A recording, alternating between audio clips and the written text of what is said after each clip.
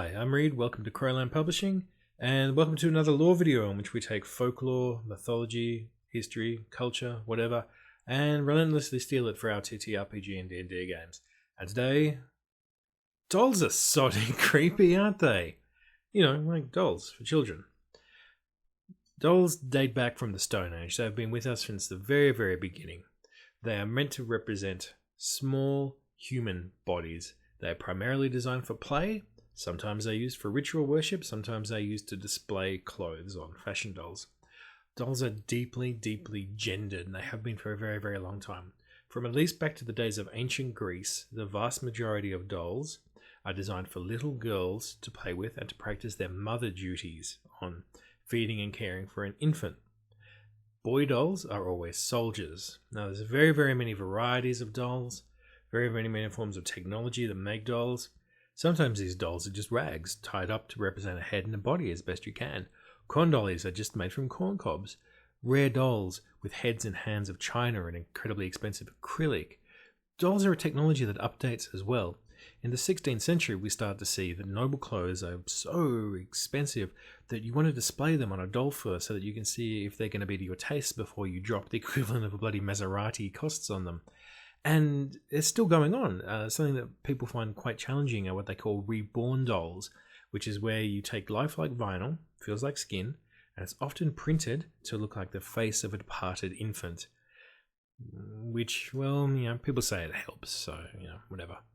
Now, of course, what you're thinking about while this is going on is dolls are creepy, man. And they are. Dolls are creepy, especially to adults. Children seem to see them quite differently. There's a few theories on why dolls are so creepy. And you're probably familiar with what they call the uncanny valley. Uncanny valley is how we describe the abjection and creepiness of dolls. And this has been a fear that's been in human history for a very, very long time. Uncanny valley is just the new word for it. But the Gothic horror writers especially come back over and over and over to this almost human, but not quite. And that's because your brain is a pattern recognition machine. And it clocks dolls as humans. You look like a human. You have the proportions and basic outline of a human, especially faces. The human brain is very, very great at recognizing sex. It's very, very good at recognizing our parents. And it's really good at recognizing human faces. It's one of the first things that babies learn to do is focus on a face. But a doll is not a human. A doll is not a human face. And often, especially now, dolls' faces are not in the proportion of human faces. So that gulf between I recognize you and that gulf between but you're not what I think you are, that's being creeped out. And on a personal level, I think that a doll is a thing that looks human, but it does not have a soul. And that is what religiously you are responding to when you go, there's something wrong there. So anyway, that's dolls. That's why they're creepy. So let's take 5 famous creepy dolls and let's get 5 ideas out of it. All right, up on the screen now, you can see is the Jengalot.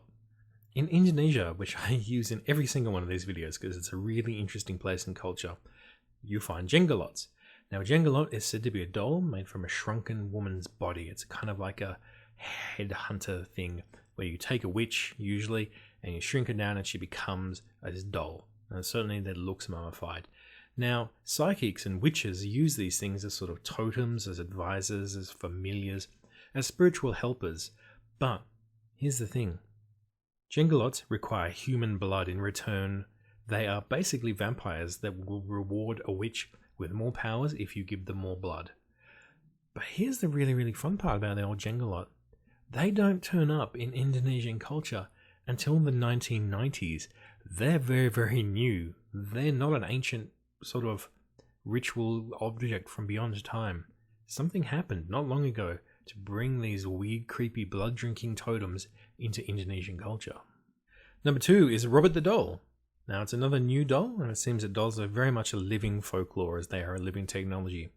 Robert's very famous. He's supposedly the inspiration for Chucky and some other of those pretty ordinary horror movies that have been coming out since the early 2000s.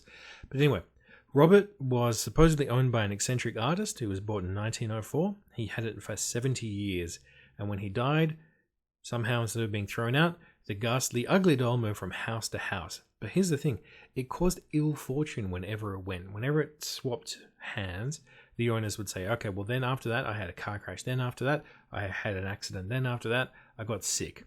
It's that sort of thing. Now, this bad luck in dolls goes hand in hand, as we'll see in a second. But Rob the Doll is far and away not the only contemporary doll.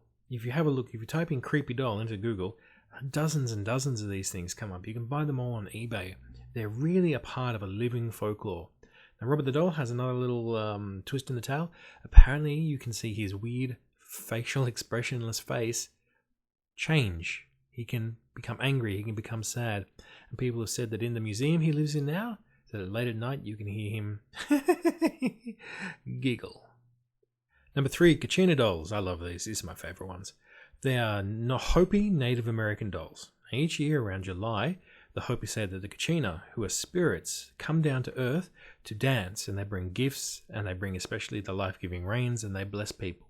So what happens is, a part of this religious ceremony, the men separate themselves from the rest of the tribe, and under certain ritual conditions with certain ritual tools and materials, they make these Kachina dolls, and then they will give them specifically to the little girls of the tribe. And there are 4 different kinds of Kachina, and you give it to the girls based on their age. So an infant gets one, 2-year-old gets another, 3-year-old, 5-year-old, whatever. You know what I'm talking about. And they're very, very ritualistic. They're very, very specific in what kind of color they're in, what kind of clothes they are wearing, and they just are ways to allow the Hopi people to learn about their religious festivals, to learn about their religious culture, and they're just fun for girls to play with as well. Number 4, the voodoo doll. Now, everyone knows what a voodoo doll is, but a voodoo doll is simply the best known example of a magical concept that you find the world over. Although I should just note before we go on, this is all based on a book called The Golden Bough, which is a Victorian-era English anthropological work. So, you know, it's a little bit dodgy. It hasn't aged as well as maybe you would hope. But anyway, magic all around the world, says The Golden Bough, operates through something called the law of sympathy, or law like effects like, sometimes called the law of contagion. Things that were once together are always in correspondence with each other. In short, what happens to one happens to both. So you hurt the doll, which is usually stuff with hair, but also fingernails or skin or whatever, of the victim, and that gets the hurt too. That is the law of sympathy. If I affect one thing, it will affect a thing at a distance, and that is a voodoo doll. Now, we find various examples of sympathetic magic all over the world. We just tend to use the word voodoo doll. Number 5 is the Hoko, the crawling child. I think I've pronounced that a little bit wrong. But anyway, it is a doll that you give to young women who are ready to have children, and to pregnant women especially. And the idea is that it protects mother and the unborn child both. And it specifically does that by that it takes the bad luck and the sin that both the mother and the child might have, and it takes it and it puts it into the doll. The doll itself is a kind of protective magic that's specific to mother and child. But this notion of bad luck being absorbed by a doll, it's called ttrpg magic, and it's practiced all over the world, and it's very, very specific to mothers and child in this Hoko crawling child doll. So, there you go. 5 dolls. Let's do 5 adventure seeds. You meet an NPC. They need you to do something for them. They have a doll, but the doll needs a soul. Specifically, the doll needs the soul of the NPC's husband, wife, child, someone that's very important to them. They need to know that their loved one is safe from the ravages of the afterlife.